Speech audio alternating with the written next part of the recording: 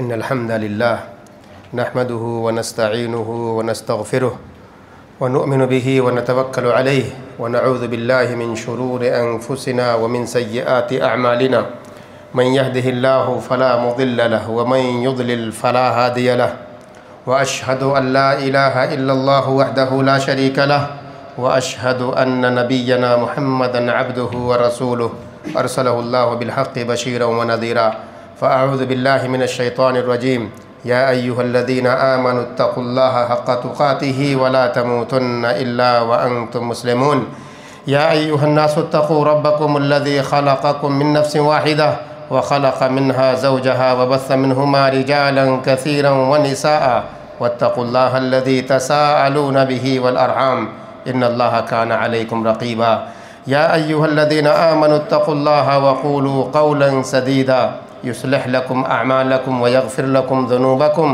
व मन युतिइल्लाह व रसूलहु फ़क़द फ़ाज़ फ़ौज़न अज़ीमा अम्मा बअदु फ़इन्न ख़ैरल हदीस किताबुल्लाह व ख़ैरल हदी हदी मुहम्मदिन सल्लल्लाहु अलैहि वसल्लम व शर्रल उमूरि मुहदसातुहा व कुल्लु मुहदसतिन बिदअह व कुल्लु बिदअतिन ज़लालह व कुल्लु ज़लालतिन फ़िन्नार फ़अऊज़ु बिल्लाहि मिनश शैतानिर रजीम अफ़लम यसीरू फ़िल अर्ज़ फ़तकूनु लहुम क़ुलूबुन यअक़िलून बिहा औ आज़ानुन यस्मऊन बिहा। हर किस्म की तारीफ़, हम्द और सना, बड़ाई व किबरियाई अल्लाह रब्बुल आलमीन के लिए, जो हमारा आपका इस कायनात का खालिक और मालिक है, हाकिम और राज़िक़, दाता और पालनहार है। अल्लाह की तरफ से जितने भी नबी और रसूल आए, सब पर दरूद व सलाम, ख़ुसूसियत के साथ हमारे आखिरी नबी अहमद मुज्तबा मोहम्मद मुस्तफ़ा सल्लल्लाहु ताला अलैहि व आलिहि वसल्लम पर, आपके सहाबा, आपके ताबईन और उम्मत के उन तमाम लोगों पर क़यामत तक जो सही तौर पर आपकी इत्तिबा और पैरवी करने वाले हैं। हज़रात गिरामी, अल्लाह रब्बुल आलमीन की अज़मत, उसकी क़ुदरत, उसका जलाल, उसका रुतबा, उसका मर्तबा, उसकी अहमियत को समझने के लिए अल्लाह रब्बुल आलमीन ने बहुत सारे तरीक़े हमें और आपको बताए हैं। अल्लाह की क़ुदरत को जानना और समझना बड़ा आसान है। अल्लाह की अज़मत को पहचानना बड़ा आसान है। अल्लाह कौन है, अल्लाह क्या है, उसकी सिफ़ात क्या है, उसकी जलाल क्या है, उसकी क़ुदरत क्या है, ये सारी चीज़ें समझने के लिए बहुत सारे तरीक़े और रास्ते हमें और आपको बताए गए।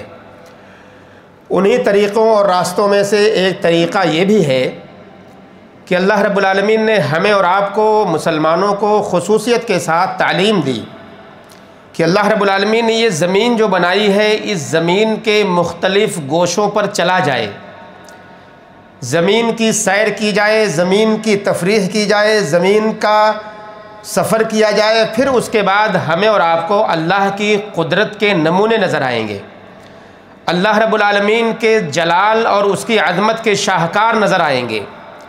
इंसान जब कदमों से चल के, अपनी गाड़ियों में चल के, हवाई जहाज़ से सफ़र करके कहीं से कहीं और मुंतकिल होता है, और इस दरमियान, इन फ़ज़ाओं में, घटाओं में, आसमान और ज़मीन के दरमियान जो इंसान गुज़र रहा होता है, उसमें अल्लाह रब्बुल आलमीन की बेशुमार निशानियाँ नज़र आती हैं। अल्लाह रब्बुल आलमीन ने इसीलिए हमें और आपको कहा, वफ़िल अर्ज़ि आयातुल लिल मूक़िनीन, ज़मीन के अंदर यकीन करने वालों के लिए बहुत सारी निशानियाँ हैं। जो लोग अल्लाह को जानना चाहते हैं, अल्लाह को समझना चाहते हैं, अल्लाह पर ईमान लाना चाहते हैं, अल्लाह को यकता जानना चाहते हैं, उनके लिए इस ज़मीन के अंदर बेशुमार निशानियाँ हैं। तो इबरत पकड़ने के लिए, नसीहत पकड़ने के लिए, अल्लाह की अज़मत को जानने और समझने के लिए इंसान सफ़र करता है, इंसान ज़मीन पर चलता है। अल्लाह रब्बुल आलमीन ने कुरान मजीद में फ़रमाया, अफ़लम यसीरू फ़िल अर्ज़ि फ़यकूनु औ फ़तकूनु लहुम क़ुलूबुन यअक़िलून बिहा, क्या लोग ज़मीन के अंदर चलते नहीं हैं कि उनके पास दिल हों कि जिन दिलों से वो समझ सकें, अल्लाह की निशानियों को वो देख सकें और जान सकें, और क्या उनके पास कान नहीं है कि जिन कानों के ज़रिए वो सुनकर आयात और निशानियों को सुन करके वो इससे नसीहत पकड़ सकें। इंसान जब ज़मीन पर चलता है तो अल्लाह की बेशुमार आयात और निशानियों से उसका सामना होता है, जो अल्लाह रब्बुल आलमीन की अज़मत और उसकी क़ुदरत पर दलालत करती हैं। इसीलिए हमें और आपको ज़मीन पर चलने का हुक्म दिया गया, ज़मीन की सैर और तफरीह का हुक्म दिया गया, ज़मीन पर सफ़र करके कहीं जाने का हुक्म दिया गया। और ये कहा गया कि इंसान जब चल करके जाता है तो अपने से पहले की उम्मतों की इबरतों के बारे में भी जानता है।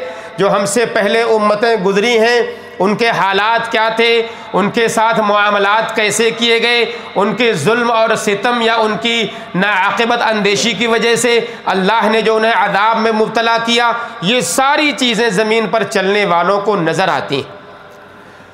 इंसान आज का एक मौका इस वक्त जो चल रहा है, गर्मी का सीज़न है हमारे और आपके यहाँ, अरबों के यहाँ गर्मी का सीज़न है, जो आम तौर पर छुट्टियों का सीज़न माना जाता है, जहाँ मदरसे बंद होते हैं, जहाँ पर घर में काम करने वाले लोगों की अक्सर छुट्टियाँ हो जाती हैं, अपने ममालिक सफ़र कर जाते हैं छुट्टियों में, या ख़ुद यहाँ के लोग जो अरब होते हैं गर्मियों की शिद्दत और बच्चों की छुट्टी की वजह से वो बाहर ममालिक में चले जाते हैं, सफ़र करके जाते हैं। कहाँ जाते हैं? कोई यूरोप जा रहा है, कोई दूसरे ममालिक की तरफ जा रहा है जहाँ थोड़ा मौसम ठंडा होता है, जहाँ अल्लाह रब्बुल आलमीन की कुदरत, उसकी अज़मत दूसरे तरीक़े से नज़र आती है, जबकि यहाँ शिद्दत गर्मी की 50 डिग्री से ऊपर तक पहुँच जाती है, जहाँ बाहर निकलना हमारे और आपके लिए आसान नहीं होता। आदमी ऐसे मौसम में सफ़र करके कहीं और चले जाता है। तो सफ़र करने की कई एक सूरतें इंसान के सामने होती हैं, कई एक वजूहात इंसान के सामने होते हैं, कई एक वजह और कई एक सबब इंसान के सामने होते हैं। पहला सफ़र जो इंसान करता है, या तो उसका सफ़र वाजिब को अदा करने के लिए होता है, वाजिब को अदा करने के लिए जो शरीयत ने उसके ऊपर वाजिब किया हुआ है, चाहे वो हज का सफ़र हो या उम्रे का सफ़र हो, जो इंसान के लिए वाजिब है कि उसको अदा करे। या इसी तरह से सिला रहमी का सफ़र, हमारे और आपके माँ बाप हैं, हमारे और आपके बीवी और बच्चे हैं, हमारे और आपके करीबी रिश्तेदार हैं, जिनसे मिलना, जिनके पास जाना, जिनकी खिदमत करना, जिनकी देख रेख करना हमारे और आपकी ज़िम्मेदारी है। इसके लिए सफ़र करना भी हमारे लिए वाजिब होता है। तो एक मुसलमान अगर किसी वाजिब को अदा करने के लिए सफ़र करता है तो अल्लाह रब्बुल आलमीन उसके उस सफ़र के अंदर उसको बरकत देता है और उसके उस सफ़र से उसको सवाब अता करता है। दूसरा सफ़र होता है कि इंसान किसी सुन्नत की अदायगी के लिए सफ़र करता है, जो उसका सफ़र मसनून कहलाता है, और वो सफ़र कभी कभी इंसान इल्म को हासिल अदा करने के लिए करता है, या इसी तरह से अपने किसी दोस्त और अहबाब से मोहब्बत इतनी करता है, अपने करीबी लोगों से मोहब्बत इतनी करता है कि उनसे मिलने के लिए सफ़र करता है। ये सफ़र मसनून है कि इंसान जब ऐसा सफ़र करके जाता है तो उसे अज्र मिलता है। अल्लाह के नबी सल्लल्लाहु अलैहि वसल्लम की हदीस आती है, मन सलका तरीक़न यल्तमिसु फ़ीही इल्मन सहलल्लाहु बिही तरीक़न इलल जन्नह, कि कोई आदमी इसलिए सफ़र कर रहा है कि वो इल्म दीन हासिल करेगा तो अल्लाह रब्बुल आलमीन उसके लिए जन्नत के रास्ते को हमवार कर देता है। तीसरा सफ़र ये होता है कि इंसान कभी कभी सफ़र किसी मुबाह काम करने के लिए करता है, जैसे तिजारत के लिए कर रहा है, जैसे सैर और तफरीह के लिए कर रहा है, इंजॉयमेंट के लिए कर रहा है, उसका ये सफ़र जायज़ है इस्लाम में। जब भी वो चाहे सफ़र कर सकता है और जब भी वो चाहे जहाँ कहीं भी जा सकता है, और ये सूरत हाल मौजूदा वक्त में ज़्यादातर आम तौर पर आदमी करता है। और अगर इसी चीज़ को खुसूसी तौर पर तिजारत के सफ़र को इंसान अल्लाह रब्बुल आलमीन से, अपने ईमान से, अपने अक़ीदे से, अपनी ज़रूरत से ऐसे जोड़ दे कि उसे इबादत समझ कर अंजाम देने लग जाए तो अल्लाह रब्बुल आलमीन उसके अंदर भी बरकत दे देता है और अल्लाह रब्बुल आलमीन उसके बदले में भी उसे नेकियां अता करता है। क्योंकि तिजारत के लिए जब आदमी निकलता है तो ज़ाहिर है उसके घर और बार होते हैं, उसके बीवी और बच्चे होते हैं, उसके माँ बाप होते हैं, जिनकी देख रेख करना, जिन पर खर्च करना, जिनके लिए कमाना उसके लिए ज़रूरी है। तो ये सारी नीयतें अगर सादिक होती हैं तो इन सिद्क़े नीयत की बुनियाद पर अल्लाह रब्बुल आलमीन उसे नेकी अता कर देता है। इसी तरह से कोई आदमी सैर और तफरीह के लिए भी जाता है और उसका मकसद सिर्फ इंजॉयमेंट अगर है, तफरीह के लिए जा रहा है, जहनी सुकून के लिए जा रहा है, जो आम तौर पर आज के वक्त में गर्मी के माहौल में आदमी निकलकर किसी ठंडे इलाके में जाता है, तो इसमें कोई ऐब की बात नहीं है, कोई बुरी बात नहीं है। लेकिन अगर इस सफ़र को भी वो इसलिए बना लेता है कि मैं जाऊंगा ताकि मैं अल्लाह की निशानियों को देखूं और उससे इबरत हासिल करूं, मेरे ईमान में, मेरे अमल में इजाफा हो, मेरी नेकियों में इजाफा हो, तो ऐसी सूरत में उसका ये सफ़र भी इबादत बन जाएगा और अल्लाह रब्बुल आलमीन उसके बदले में भी उसे नेकियां अता करने लग जाएगा। चौथी और आखिरी सूरत सफ़र की ये होती है कि आम तौर पर आदमी सफ़र करता है, उसकी नीयत ख़राब होती है, उसकी नीयत हराम होती है, उसकी नीयत दुरुस्त नहीं होती, वो हराम काम करने की नीयत करके सफ़र करता है, वो कहीं दूर जाता है, 2 घंटे 4 घंटे सफ़र करके कहीं पहुंचता है, मकसद ये होता है कि मैं गुनाह करने के लिए आया हूँ, मैं अच्छाई करने के लिए नहीं आया हूँ, मैं गुनाह करने के लिए आया हूँ। ऐसी सूरत में उसका ये सफ़र करना भी हराम है, उसका ये सफ़र करना भी जायज़ नहीं। और साथ ही साथ सफ़र के जो आदाब है, जो मुराआत हैं, जो नमाज की जो तक़सीर है, कमी है या फिर जमा है, ये सारी सूरतें वो इस्तेमाल नहीं कर सकता क्योंकि उसके सफ़र की नीयत सही नहीं है। तो ये सब सूरतें हैं कि जो आम तौर पर आदमी इन सारी सूरतों के अंदर सफ़र करता है और फिर इन सफ़र के ज़रिए बहुत सारे फ़ायदा उठाने की कोशिश करता है। आइए देखिए अल्लाह के नबी मोहम्मद रसूलुल्लाह सल्लल्लाहु अलैहि वसल्लम का ख़ास पैगाम एक मुसाफिर के लिए क्या है। फरमाते हैं इज़ा मरिदल अब्दु औ साफ़रा कुतिबा लहू मिस्लु मा कान यअमलु मुक़ीमन सहीहन। कोई भी मुसलमान अगर वो बीमार हो जाए या वो सफ़र की हालत में हो तो इन दोनों सूरतों में उसको उतना ही अजर मिलेगा जो कि वो ठीक ठाक हालत में रह करके वो करता था या अपने घर पे सफ़र से पहले जो अमल किया करता था। अगर दौरान सफ़र वो नहीं कर सका है तो भी उसे मुकम्मल अजर उसे मिलता है। एक बीमार आदमी है, वो बहुत सारी नेकियां बीमारी से पहले करता था, मगर जब बीमार हो गया तो नहीं कर पा रहा है। शरीयत ने उसके लिए हुक्म ये दे दिया कि अल्लाह रब्बुल आलमीन उसकी अज्र में कोई कमी नहीं करेगा। वो बीमार है गरचे, मगर उसके पहले के अमल की बुनियाद पे अल्लाह रब्बुल आलमीन उसको अज्र दे रहा है। और इसी तरह से मुसाफिर, सफ़र की हालत में आदमी परेशान होता है, तकलीफ़ में होता है, खाने और बैठने के लिए, सोने के लिए सुकून नहीं होता है उसे। तो जो अपने घर के अंदर रहते हुए इबादत किया करता था, सफ़र की हालत में भी उसे उसके बराबर अज्र मिलता रहता है। ये अल्लाह के नबी मोहम्मद रसूलुल्लाह सल्लल्लाहु अलैहि वसल्लम की हदीस कह रही है। मुसलमानों, सफ़र के बहुत सारे आदाब हैं। सफ़र करने से पहले जो हमें और आपको करने चाहिए और सफ़र के वक्त भी हमें उसका ख्याल रखना चाहिए। सबसे पहली चीज़, सफ़र के वक्त अमूमी तौर पर जिसका ख्याल रखना चाहिए, उन तमाम वाजिबात का ख्याल रखना चाहिए जो शरीयत ने हमारे ऊपर वाजिब किया है। सफ़र की हालत में सबसे पहले इंसान जो चीज़ छोड़ने की कोशिश करता है वो नमाज है। सफ़र की हालत में सबसे पहले जो चीज़ आदमी छोड़ता है वो नमाज छोड़ता है, जो कि सबसे पहला फ़र्ज और वाजिब उसके ऊपर है, जिसे शरीयत ने उसमें कोई गुंजाइश नहीं दी है। गुंजाइश ये है मुसाफिर के लिए कि वो 4 रकात की नमाज़ों को 2 कर सकता है और 2 वक्त की नमाज़ों को एक साथ जमा कर सकता है। ज़ोहर को असर के साथ कर सकता है या असर को ज़ोहर के साथ पढ़ सकता है, या इसी तरह से मगरिब को ईशा के साथ पढ़ सकता है और ईशा को मगरिब के साथ पढ़ सकता है। ये सफ़र की सुऊबत की खातिर, सफ़र की मुश्किलात की खातिर शरीयत ने हमें और आपको ये सहूलत दे दी कि हम और आप 2 वक्त की नमाज़ों को एक साथ जमा कर लिया करें और 4 रकात की नमाज़ों को 2-2 करके पढ़ लिया करें। ये रुख्सत है जिस पर अपनाना या जिस पर अमल करना हमारे और आपके लिए सबसे बेहतरीन तरीक़ा है। अल्लाह के नबी मुहम्मदुर रसूलुल्लाह सल्लल्लाहु अलैहि वसल्लम इसी के बारे में कुरान मजीद में तालीम दी गई। अल्लाह ने फरमाया वइज़ा ज़रबतुम फ़िल अर्ज़ि फ़लैसा अलैकुम जुनाहुन अन तक़सूरू मिनस सलाह, कि जब तुम सफ़र की हालत में हो तो इसमें कोई ऐब की बात नहीं है कि तुम नमाज़ों में कसर कर लिया करो, उसमें कमी लाया करो, यानी 4 रकात वाली 2 रकात पढ़ लिया करो। तो ये आदाब हैं, ये तरीक़े हैं जो सफ़र के अंदर रहते हुए हमें और आपको सिखाए गए, दीन में हमें और आपको बताया गया। इसी तरह से सफ़र के अंदर एक चीज़ से रोका गया है, मना किया गया है, ख़ास तौर से उस औरत को जो औरत तन्हा सफ़र कर रही हो। शरीयत में औरत के लिए तन्हा सफ़र करना जायज़ नहीं है, उसके लिए महरम का होना ज़रूरी है, साथ में उसके महरम का पाया जाना ज़रूरी है। और मौजूदा वक्त में एक माहौल ये बनाया गया कि फितने का जो डर था वो ख़त्म हो गया, जो ख़तरा था वो ख़तरा ज़ायल हो गया।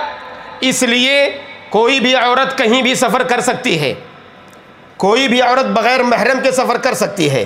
अल्लाह के नबी मुहम्मदुर रसूलुल्लाह सल्लल्लाहु अलैहि वसल्लम की जो हदीस आज से 1400 साल से ज़्यादा पहले से मौजूद थी, आज भी वो हदीस मौजूद है।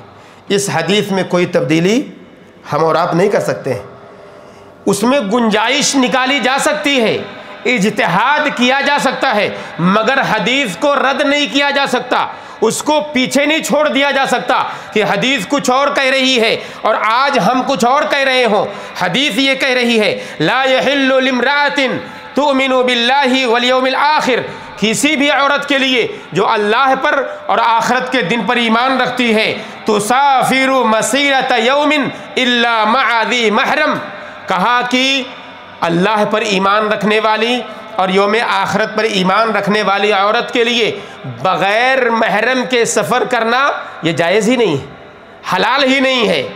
तो जब ये जायज़ नहीं है तो ये क़यामत तक आने वाली सारी औरतों के शामिल है। आप ये बिल्कुल ना कहें कि आज के वक्त में फितना ख़त्म हो गया इसलिए औरत कहीं भी आ जा सकती है। यकीन माने फितने हमारे और आपके घर के दरवाजे पर बैठे हैं, घर के दरवाजे पर फितने बैठे हैं। हदीस में आता है, जब कोई भी औरत अपने घर से बाहर कदम निकालती है तो शैतान उसे झांक रहा होता है। झांकने का मतलब समझते हैं, यानी चुपके से कहीं से देख रहा होता है, सामने खड़े। शैतान तो वैसे भी नज़र नहीं आता है, किसी को नज़र आता है शैतान? किसी को नज़र नहीं आता, मगर शैतान औरत के चाल को देखते हुए खामोशी से कहीं से चुपके से देख रहा होता है। जब वो औरत घर से निकलती है वही फितना करता है। जैसे ही औरत घर से निकलती है उसके फितने के दरवाज़े शैतान के पास खुल जाते हैं और शैतान फिर क्या करता है, दुनिया शाहिद है, आप लोग शाहिद हैं, सोशल मीडिया शाहिद है कि उसके बाद नतीजा क्या हो रहा है। आप सब देखते हैं, हम सब देखते हैं। औरत का तन्हा कहीं आना और जाना किस कदर फितने से पुर है, किस कदर ख़तरे से पुर है, ये मुझे बताने की ज़रूरत नहीं है। आप लोग इस बात को समझिए। सफ़र के आदाब में से ये है कि कोई भी औरत बग़ैर महरम के सफ़र ना करे, वरना उसका ये सफ़र जायज़ नहीं होगा। इसी तरह से जब कोई भी इंसान, कोई मुसलमान सफ़र कर रहा हो, अपने दीन के साथ सफ़र कर रहा हो, अपने ईमान के साथ सफ़र कर रहा हो, अपने अखलाक के साथ सफ़र कर रहा हो, अपनी आइडेंटिटी के साथ सफ़र कर रहा हो, अपनी पहचान के साथ सफ़र कर रहा हो, ऐसा ना हो कि आज अगर मैं यहाँ से सफ़र करके कहीं यूरोप में जा रहा हूँ तो मेरी दाढ़ी ख़त्म हो जाए, मेरा लिबास बदल जाए, मैं पैजामे के बजाय, कुर्ते के बजाय मैं चड्डे में आ जाऊं, मैं नंगापन का शिकार हो जाऊं, हमारे घर की बेटियां बुर्का निकाल दें और वो बेलिबास होकर के नज़र आने लग जाएं, ये सोचकर कि हम तो यूरोप में घूम रहे हैं। इस्लाम ने इस पर पाबंदी लगाई है। दीन का ख्याल करना, अखलाक का ख्याल करना, आपकी पहचान का ख्याल करना, आपकी वतनियत का ख्याल करना, आप जिस लिबास में होते हैं उसका ख्याल करना, ये सारी चीज़ें बहुत ज़रूरी हैं। आप अगर किसी ऐसी जगह जा कर के कोई ऐसा लिबास पहनते हैं जो लिबास वहाँ मारूफ नहीं है, लोग नहीं पहनते हैं, उसे लिबास शोहरा कहा जाता है। यानी एक ऐसा लिबास हो जाएगा जो आपको लोगों के अंदर मुमताज़ कर देगा, तो लोग ये समझेंगे भाई ये कौन आया हुआ है, आपकी शोहरत होने लगेगी। उस लिबास से भी रोका गया है। तो मुसलमानों, अपने दीन को, अपनी पहचान को छुपा करके सफ़र नहीं करना है। सफ़र भी करना है अपने दीन के साथ, अपने अखलाक के साथ, अपने किरदार के साथ और अपने ईमान और अक़ीदे के साथ सफ़र करना है। उसको पीछे रख करके हमें और आपको सफ़र नहीं करना है। इसी तरह से अल्लाह के नबी मुहम्मदुर रसूलुल्लाह सल्लल्लाहु अलैहि वसल्लम के उन आदाब और तरीक़ों का भी ख्याल करना है सफ़र के अंदर जो अल्लाह के नबी मुहम्मदुर रसूलुल्लाह सल्लल्लाहु अलैहि वसल्लम किया करते थे। ख़ास तौर पर आखिरी बातें हैं ये, इसे कह के अपनी बात को ख़त्म कर दूंगा कि ख़ास तौर पर जब आदमी सफ़र करने के लिए जा रहा हो तो अपने रिश्तेदारों को, अपने माँ बाप को, अपने घर वालों को, अपने बीवी और बच्चों को अलविदा कह रहा हो, अलविदा कह रहा हो। एक मैं वाक़या बताता हूँ आपको, बहुत छोटे की उम्र की बात कर रहा हूँ, 8 या 9 साल की उम्र की अपनी ज़ाती बात। गांव में हुआ करता था और सारे लोग जो गांव के रहने वाले हैं उन्हें आज भी ये पता होगा कि आज से 30, 35 साल, 40 साल पहले जब कोई भी शख्स गांव से निकलकर किसी शहर में नौकरी के लिए जाया करता था और गांव वालों को ये खबर होती थी कि फला साहब आज जा रहे हैं, बम्बई जा रहे हैं, कोई गांव से दिल्ली जा रहा है, कोई गांव से चल के लाहौर जा रहा है, कोई कराची जा रहा है सफ़र करके, कोई ढाका जा रहा है बांग्लादेश में, तो गांव के सारे लोग जमा होते थे और उससे विदा करने के लिए निकलते थे। पता है आप लोगों को ये? आप लोग जो गांव में रहे हैं इस बात को जानते होंगे। पूरे गांव के लोग उसे छोड़ने के लिए जाया करते थे, उसका फ़ायदा है। और आज ये चीज़ नहीं रह गई है। आज का मामला ये है, हम और आप इतने मॉडर्न हो गए कि अपने घर में हम कब पहुंचते हैं घर वालों को भी खबर नहीं देते हैं, सरप्राइज़ देना चाहते हैं। हमारे पड़ोसी को खबर नहीं होती हम आए कब हैं, जा कब रहे हैं। कभी अचानक मुलाकात हो जाए पड़ोसी से, अरे आप कब आ गए, 1 महीना हो गया, कब जा रहे हैं, कल जा रहा हूँ। ये सूरत हाल होती है। फ़ायदा जो था वो फ़ायदा ख़त्म हो गया, नुकसान आ गया। हम लोगों से डरने लगे कि लोगों को हम पर हसद की निगाह हो गई है, लोग हमारी तरक्की से डरने लगे, जलने लगे, इसलिए हम लोगों को खबर करना छोड़ दिए, खामोशी से जाने और आने लगे। उसका नुकसान ये हुआ, अल्लामा इब्न अब्दुल बर्र रहमहुल्लाह कहते हैं, इज़ा खरजा अहदुकुम फ़ी सफ़रिन फ़लयुवद्दि इख़वानहु फ़इन्नल्लाह जाइलुन फ़ी दुआइहिम बरका, कि तुम में से कोई भी जब सफ़र करने का इरादा रखे या सफ़र करना चाहता हो तो अपने भाइयों को बताए, अपने रिश्तेदारों को बताए, अपने पड़ोसियों को बताए, अपने घर वालों को बताए, अपने दोस्त और अहबाब को बताए। क्यों?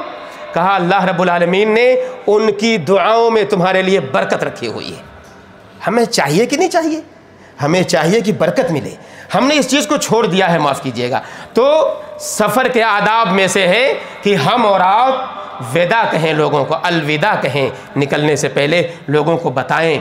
इसी तरह से दूसरी चीज़ ये है कि आदमी सफ़र करते वक्त एक अच्छे साथी का इंतखाब करे, अच्छे दोस्त का, जो सफ़र के अंदर उसके साथ रहे, उसे अच्छाइयों की जानिब उभारे, बुराइयों से उसे रोके। नमाज का वक्त हो तो नमाज के लिए उसे आमादा करे, अगर उसकी ज़ुबान पर कोई गलत बात आए तो उसे तंबीह करे।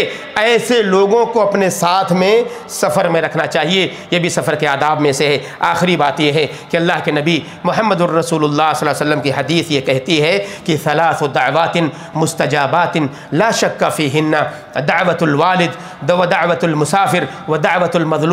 3 दुआएं ऐसी हैं जिसकी कबूलियत में कोई शुबह नहीं है। 3 दुआएं ऐसी हैं जो अल्लाह के यहाँ कबूल होती हैं। एक दुआ बाप की दुआ है अपनी औलाद के लिए, दूसरी दुआ मुसाफिर की दुआ है, जो सफ़र की हालत में मुसाफिर दुआ करता है वो दुआ भी रद्द नहीं होती, वो दुआ भी कबूल होती है। और तीसरी दुआ जो मज़लूम की दुआ है, जिस पर जुल्म हुआ हो, जब वो अल्लाह के सामने हाथ उठाकर मांग लेता है तो अल्लाह रब्बुल आलमीन उसकी भी दुआ कबूल कर लेता है, रद्द नहीं करता। इसलिए मुसलमानों, जब भी हम सफ़र करें तो सफ़र में बजाय इसके कि हमारे सामने लगे हुए स्क्रीन के अंदर जो हमें फ़िल्में दिखाई जा रही हैं, हमें ड्रामे दिखाए जा रहे हैं, हम उसको देखें और 4-4 घंटे 3-3 घंटे उसमें ज़ाये कर दें। आप दुआएं करते रहिए सफ़र में, वो दुआ आपकी रद्द नहीं होगी। आप गुनाहों की मग़फ़रत मांगिए, गुनाहों की बख्शिश तलब कीजिए, वो दुआ रद्द नहीं होगी। उन दुआओं में आप रिज़्क़ तलब कीजिए अल्लाह रब्बुल आलमीन से, अल्लाह रब्बुल आलमीन आपको रिज़्क़ से नवाजेगा, मगर उस वक्त को ज़ाय ना कीजिए। अल्लाह से दुआ करें कि अल्लाह रब्बुल आलमीन हम तमाम मुसलमान मुसलमानों को सफ़र के आदाब पर अमल करने की तौफ़ीक़ दे।